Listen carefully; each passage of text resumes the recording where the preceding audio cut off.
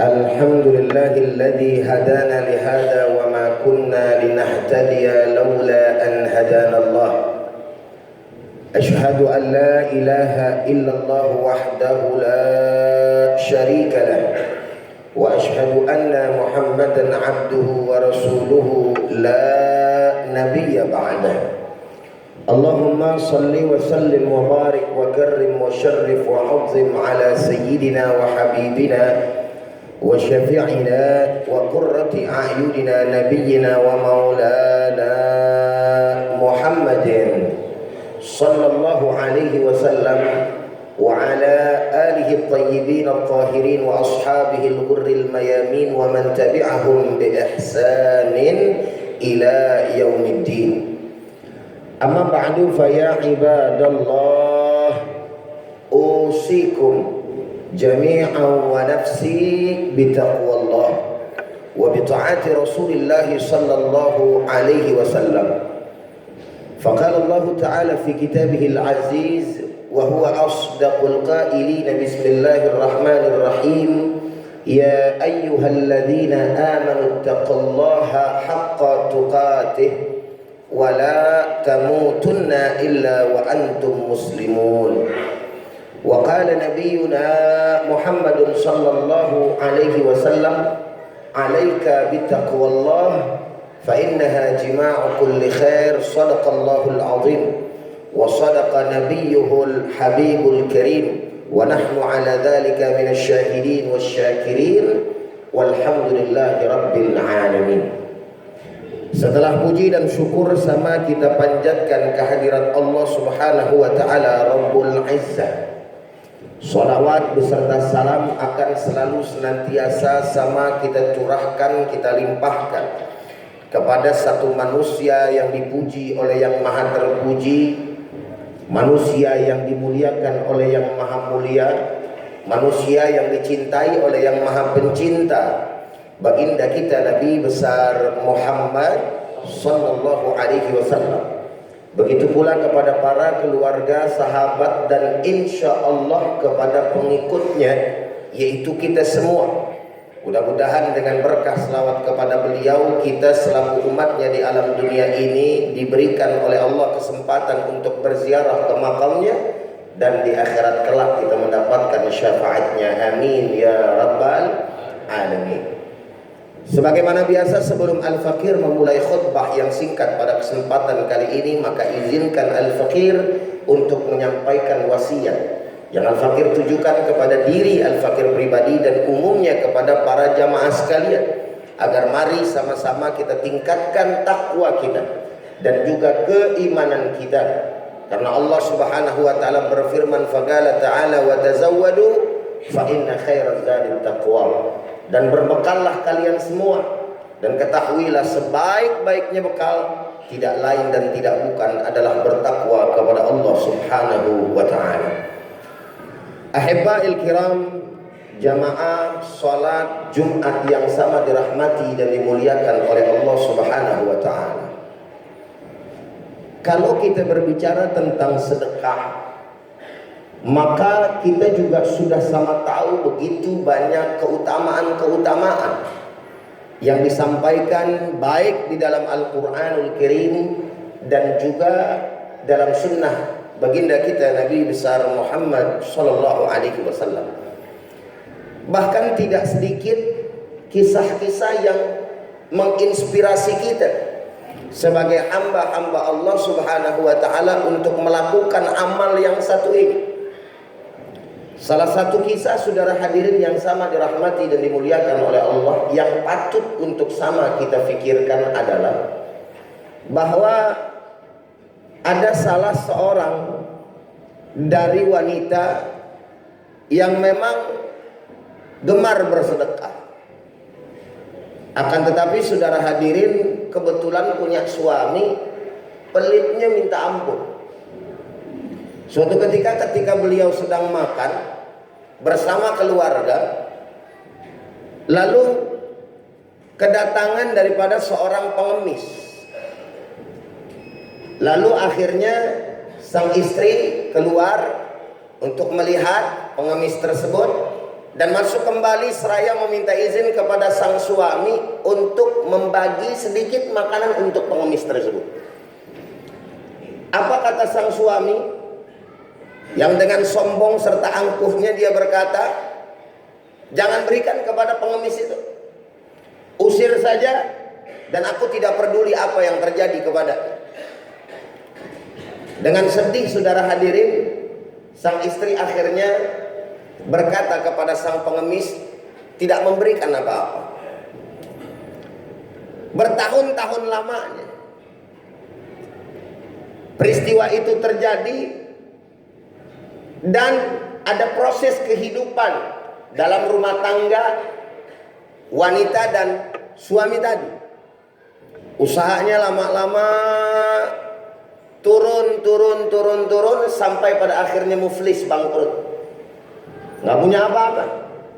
Karena memang nggak punya apa-apa, sampai menafkahi daripada keluarga pun sulit. Mau tidak mau, yang terjadi akhirnya keluarga tersebut pecah dan terjadilah perceraian, saudara. Cerailah sang suami dan istri ini. Lalu yang menarik, sang istri akhirnya mendapat kembali laki-laki yang subhanallah orangnya baik, beriman, soleh. Tapi latar belakangnya sang istri nggak tahu nih. Lama setelah kejadian daripada perceraian itu, ketemu lagi, nikah, saudara hadirin. Subhanallah, Allah subhanahu wa ta'ala guling. Makanya ada ayat dalam Al-Quranul Karim, tilkal ayyamu nudawiluha bainan nas, bahwa hari-hari itu bergulir, berputar.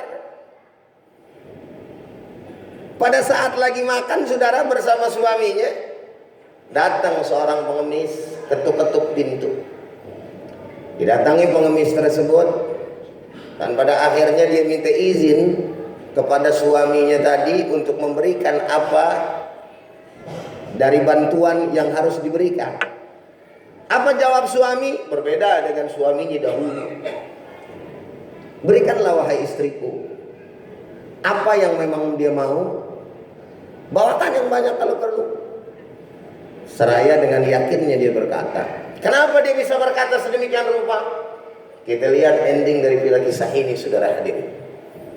Pada saat si perempuan tadi ngasih, balik lagi ke dalam, lalu si perempuan istri ini menangis. Menangisnya nggak biasa, terisak-isak. Sang suami pun bingung, loh, ada apa? Apa aku menyakiti daripada hatimu, menyakiti perasaanmu? Atau misalkan sang pengemis itu, ada apa gerangan bicara wahai istriku? Sambil terisak-isak sang istri berkata, wahai suamiku, tahukah engkau siapa pengemis yang di luar itu? Aku tidak tahu. Coba beritahu siapa pengemis itu. Wahai suamiku, pengemis yang ada di luar itu adalah suamiku yang dulu, yang sekarang hidup terlunta-lunta sampai jadi pengemis. Dan dulu waktu aku sedang makan seperti ini, layaknya bersama engkau wahai suamiku, aku kedatangan seorang pengemis, dan suamiku menolak mentah-mentah, bahkan mencaci maki, tidak peduli kepada pengemis tersebut. Lalu keluarlah air mata daripada sang suami tadi, seraya berkata, wahai istriku, tahukah engkau siapa suamimu yang sekarang ini? Lalu kemudian sang istri bertanya kembali, aku tidak tahu wahai suamiku. Aku ini adalah pengemis compang-camping yang datang ke rumahmu dulu, yang ditolak oleh suamimu, sehingga engkau tidak bisa memberikan aku apa-apa. Subhanallah. Kaget saudara istri, dan kembali menangis, seraya bertanya kepada suaminya, ada apa gerangan dengan hidupku ini wahai suami? Lalu sang suami menasihati, itulah kemauan Allah subhanahu wa ta'ala. Luar biasa saudara. Lalu apa pelajaran yang bisa kita ambil daripada kisah ini? Ada beberapa hal. Yang pertama berkaitan dengan persoalan sedekah, kita bisa melihat bagaimana Allah Subhanahu wa taala akan memberikan jalannya lagi kepada orang-orang yang selalu senantiasa bersedekah di jalan Allah Subhanahu wa taala.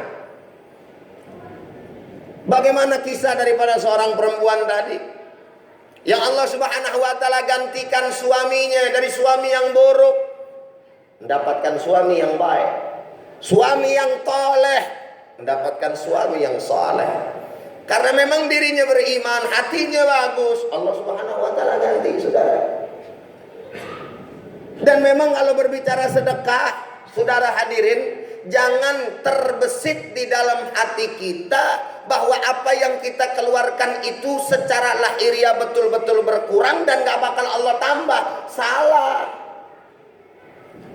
Matik-matikannya kita sebagai orang yang beriman kepada Allah, jangan pakai matik-matika kita. Loh kok bisa begitu Ustadz? Iya. Matik-matika kita pakai matik-matika Allah kalau ngeluarin rizki buat Allah. Kalau matik-matika kita 2 dikurang 1, ya 1. Kalau dibilang sama orang 2 dikurang 1 jadinya banyak, berarti kita ini bodoh. Bisa dikatakan seperti itu kalau baku. Tapi kalau misalkan 2 dikurang 1 jadi 11 pakai matematika Allah, wajar. Loh kok bisa begitu? Iya. Ada lagi satu kisah yang menarik, saudara. Ada salah seorang imam, seorang guru, seorang ulama lagi makan, kedatangan pengemis juga nih, lagi-lagi pengemis, saudara. Lalu kemudian dia makan. Kalau kita tuh roti 1 tangkap dah, ini roti tawar tuh 1 tangkap. Datang pengemis, saudara hadirin. Dikasih sama 1 sama beliau, terus kemudian beliau makan 1. Enggak lama kemudian, saudara hadirin yang sama dirahmati oleh Allah, datang orang, pembantunya orang nih, bawa 9 potong roti. Kalau tadi kan 1 tangkap tuh 2 potong roti gitu ya. Lah, Allah Ta'ala langsung ganti seketika itu. Cuman ada yang menarik. Kata tuan guru nih, ente bawa salah nih, bukan 9 potong roti. Kaget saudara nih pembantu. Hah? Enggak Pak Ustadz, emang segini? Enggak, bohong ente. Ini harusnya ada 10 potong roti, bukan 9 potong roti. Nampak ngebelalak matanya saudara. Lalu menunjukkan ketakutan. Saya kagak percaya kalau cuma 9. Lah zaman dulu saudara kagak ada WhatsApp, kagak ada BBM, kagak ada yang namanya telepon. Kali tuh majikan telepon sama tuh kiai, Ustadz itu saya bawain roti ya. Nggak ada pesan.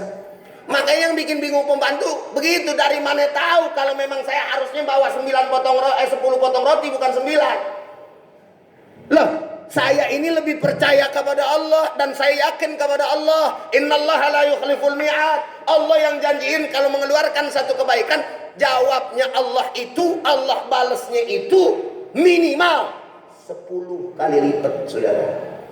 Lah saya kasih 1, dikta kasihnya 9, pasti ada yang salah. Karena Allah Ta'ala nggak mungkin bohong. Baru nunduk pembantu, saudara. Iya Pak Ustadz, tadi saya pas nganter lapar, saya ambil 1 potong. Tuh ngaku sudah. Jadi apa? Sang imam memberikan sebuah pelajaran juga. Kalau ngeluarin 1 dibayar 10 non. Makanya 2 dikurang 1 jadinya 11. Karena saldonya tinggal 1, dibalas sama Allah 10. Itu minimal. Terus maksimalnya berapa? Apa aja yang Allah Ta'ala mau, berapa aja yang Allah inginkan. Dari mana dalilnya? Allah Ta'ala yang bilang sendiri. Mathalul ladzina yunfiquna fi sabilillahi kamathali habbah ambatat 7 sanabila fi sumbulatin mi'atu habbah wallahu yudha'ifu liman yasha. Orang yang bersedekah di jalan Allah itu bagaikan nanam 1 benih. Dari 1 benih numbuh 7, masing-masing 7 numbuhin 100. 100 kali 7, 700. Udah selesai belum? Belum, kata Allah. Wallahu yudha'ifu liman yasha. Sesungguhnya Allah Subhanahu wa taala akan melipat gandakan bagi siapapun yang Allah Ta'ala inginkan. Subhanallah. Karena Nabi juga mengatakan yang namanya orang bersedekah itu bal yazdad, bertambah, dan bertambah. Nggak ada istilah berkurang. Ya, di sini kita bisa belum mendapatkan, tar di akhirat Allah simpan. Asma, istri daripada Zubair bin Awam, sampai beliau nggak punya duit, ekonominya lagi sempit, saudara. Ini orang terkenal, sedekahnya di kalangan para sahabat. Ini istrinya Zubair bin Awam nanya sama Nabi kita Muhammad SAW, ya Rasulullah, ini saya lagi pailit, ekonomi lagi turun, apa saya perlu masih tetap bersedekah ya Rasulullah? Lalu kemudian, sesungguhnya apa yang engkau berikan kepada Allah Subhanahu wa taala akan menjadi penyimpanan, akan menjadi simpananmu kelak di akhirat. Enggak berhenti. Pokoknya biar kata tipis, dia sedekah. Masya Allah. Wah, hatta yang ngomong jadi malu, saudara. Saya yang bicara jadi malu. Maka orang-orang yang bersedekah di jalan Allah Subhanahu wa taala sebetulnya orang-orang yang pandai, yang mampu menggunakan hartanya. Kok bisa begitu? Ada seorang dermawan, nih kejadian nyata juga sudah di zaman kita. Pak Haji sih Masya Allah, Pak Haji dah. Pak Haji kalau misalkan sama harta luar biasa, dikeluarin di jalan Allah Subhanahu wa taala, dibagi-bagiin buat orang. Apa kata itu Pak Haji? Siapa bilang? Itu harta bukan aneh bagiin sama dia orang. Harta itu aneh bakal bawa mati. Kan bingung nih orang sudah. Loh, biasanya harta kan gak kebawa mati. Kan gitu saudara. Kok nih Pak Haji ngomong harta dibawa mati? Kenapa ente bingung kata si Haji? Seyogianya orang-orang yang punya akal tuh nurutin apa kata aneh. Loh kok bisa begitu Pak Haji? Iya, hakikatnya harta yang kita bawa nanti di hadapan Allah yaitu yang kita keluarin di jalan Allah Subhanahu wa taala. Kalau yang di dunia dimakan anak bini kita, yang di dunia bisa diributin, yang di dunia kita nggak ada faedahnya. Tapi kalau kita belanjakan di jalan Allah Subhanahu wa taala, itu akan jadi bekal kita di akhirat. Makanya gua kagak mau. Kalau misalkan harta saya itu ada di dunia, mending gua bawa. Gua yang capek-capek nyari duit. Masya Allah. Cuman caranya ane titipin tuh ke orang miskin, ane titipin tuh ke panti asuhan, tuh ke anak yatim buat perjuangan di jalan Allah. Begitu, ntar di akhirat gua pada tagih. Masya Allah saudara. Jadi kalau ada orang-orang yang bilang sayang, ya malu kita kepada sahabat-sahabat yang dulu. Sebab kan nungguin kaya, lah kagak kaya. Justru kalau mau kaya sedekah, mancing duit pakai duit. Biar kata ada orang, Ustadz bisa aja ngomong, terserah dah. Kalau mau buktiin silakan, nggak mau silakan. Lah emang buat siapa? Lah buat kita. Sampai-sampai kalaupun ada orang yang niatnya kagak bener sama duit kita, sama rezeki kita, itu urusan dia sama Allah. Urusan kita dengan agama kita udah beres, kita dapat pahala, iya. Ganjaran kita disimpan sama Allah, akan dibalas sama Allah juga, iya. Adapun dia nipu perkara begini dan begitu, urusan dia kepada Allah. Sebab kalau misalkan kita mikir sujon lagi, bisikan setan juga emang. Ya ngasih duit kita ntar gunain gak bener, enak aja dia ngasih gitu, kok mau ngapain toh, akhirnya nyimpen lagi saudara. Saudara hadirin yang sama dirahmati dan dimuliakan oleh Allah Subhanahu wa taala. Dan pelajaran yang kedua sebagai penutup, tadi sebagaimana ayat Allah, tilkal ayyamu nudawiluha bainan nas. Dunia berputar, makanya jangan sombong. Ini hari punya pangkat, besok belum tentu. Ini hari kaya, besok belum tentu. Hah? Apa yang mau disombongin? Nggak ada yang kekal di alam dunia ini. Kebanyakan itu nggak ada yang kekal. Walaupun ada sesuatu yang kekal, yang tadinya nggak kekal Allah kekalin. Kapan tuh? Ntar di akhirat. Kita aja kekal bakalan. Kalau di akhirat, cuman ada dua, imma kita masuk surga, imma kita masuk neraka. Orang yang beriman mudah-mudahan kita bakal masuk surga kalau ada iman. Cuman biar kata mampir dulu ke neraka baru masuk surga, saya mah ogah-ogah amat ngimpi mampir ke neraka. Mendingan dapat rahmat Allah Subhanahu wa taala walaupun dosa kita banyak. Tapi segala sesuatu yang lain nggak ada yang kekal. Harta kita, ya, jabatan kita, iya nyari, besok habis. Semuanya kalau kita berjuangin buat Allah Subhanahu Wa Taala, Allah yang akan mempertahankan saudara. Kembali saya sampaikan, Erdogan, kalau Allah Taala bilang tetap ente berkuasa, Allah bilang manusia bikin perkara, manusia bikin tipu muslihat. Allah bilang dalam Al-Quran, wa makaru wa makarullah wallahu khairul makirin. Mereka manusia buat tipu daya, dan sebaik-baik tipu daya adalah tipu daya Allah. Kalau pakai akal sih, waduh repot saudara tuh, ngumpulin orang spontan, lawannya militer lagi bukan apa, rakyat saudara. Dari mik-mik yang ada di masjid-masjid saudara yang ada di sana, itu rakyatnya teriak-teriak, wahai para penduduk Turki, saudara-saudaraku, presiden kita, pimpinan kita yang soleh sekarang ini mau diturunkan, mau digulingkan. Maka bagi siapapun yang cinta kepada pemimpin yang mencintai Allah dan Rasulnya, yang mencintai daripada rakyatnya, maka saya serukan turun dan bela pemimpin kita. Enggak lama saudara, berat, nyampur itu orang, tumpah ruah ke jalanan bagaikan semut saudara, menghadang tank-tank yang ada. Kenapa bisa begitu? Hakikatnya kemauan Allah. Bisa jadi Allah Subhanahu Wa Taala kagak mau, habis Erdogan saudara. Tapi Allah Subhanahu Wa Taala bilang saya mau. Betapapun dipertahankan, misalkan apapun itu dalam kehidupan kita, dunia kita, kalau Allah Subhanahu Wa Taala bilang kagak mau, hancur. Betapapun kita kemudian gak mempertahankan, tapi Allah bilang tetap saudara. Maka bagi orang yang beriman, menyadari apapun yang ada di dalam diri kita, buat kita adalah merupakan titipan buat Allah. Dan sebaik-baiknya titipan dari Allah Subhanahu Wa Taala yang ada di dalam diri kita adalah menjalankannya sesuai dengan apa yang diridhoi oleh Allah Subhanahu Wa Taala. Urusan yang namanya risiko pasti ada, nggak usah pakai takut.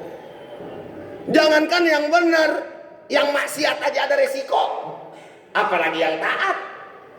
Nyari duit yang haram aja susah, apalagi yang halal. Kan begitu ada istilah. Kalau kita bilangin orang cari duit yang halal, ya Ustadz hari gini nyari duit halal, haram aja susah Ustadz. Sampai ada bahasa kayak begitu. Cuman kalau buat orang yang beriman, bukan menjadi halangan buat mencari uang yang halal. Harus tetap kita mencari uang yang halal thayyibah saudara, sehingga uang kita menjadi berkah. Berkah itu apa? Ziyadatul khair. Ziyadatul khair, menambah kebaikan, salah satunya apa? Beda tuh sama orang kaya, sama orang miskin. Ada kadang-kadang orang miskin, dia kagak punya fulus, dia hartanya gak banyak, tapi dia mau berbagi. Itu namanya hartanya ziyadatul khair, bertambah kebaikan. Sebagai penutup saudara terakhir, sampai ada tukang buah, ini juga kejadian apa namanya nyata. Tiap Jumat tukang buah tuh semangka, apa payah segala macam, itu tiap Jumat saudara dia keluarin, dia sedekahin dagangannya buat orang-orang jamaah Jumat, digratisin saudara hadir. Saban Jumat dia berani keluarin duit, padahal sehari-hari cuma duit 50.000 rupiah saudara. Kenapa? Kok bisa dia keluarin? Berkah. Biar kata uangnya kagak berlipat-lipat, enggak jutaan, enggak ratusan juta, tapi dia bisa keluarin di jalan Allah Subhanahu Wa Taala. Itu belum lagi dia nabung buat pergi haji tahunan. Kalau pakai otak kapan nyampainya nggak paham saudara. Tapi kalau Allah Taala punya mau, gampang saudara. Tapi lihat bagaimana orang-orang yang kadang-kadang kaya saudara, duitnya banyak, hambur ini buat maksiat. Ziyadatul khair atau ziyadatul syarr yang dia itu saudara? Ziyadatul syarr. Mohon maaf, dia sewa perempuan, dia buat mabok-mabokan ke diskotik. Itu yang namanya di diskotik saudara hadirin. Mu'minlah kita sama tahu. Jangan kata yang udah pernah ngerasain ke sana, yang nggak pernah aja tahu saudara. Kalau dengar-dengar kita beli mohon maaf rokok aja itu kali lipat duitnya keluar, nggak ada faedah, nggak ada manfaatnya.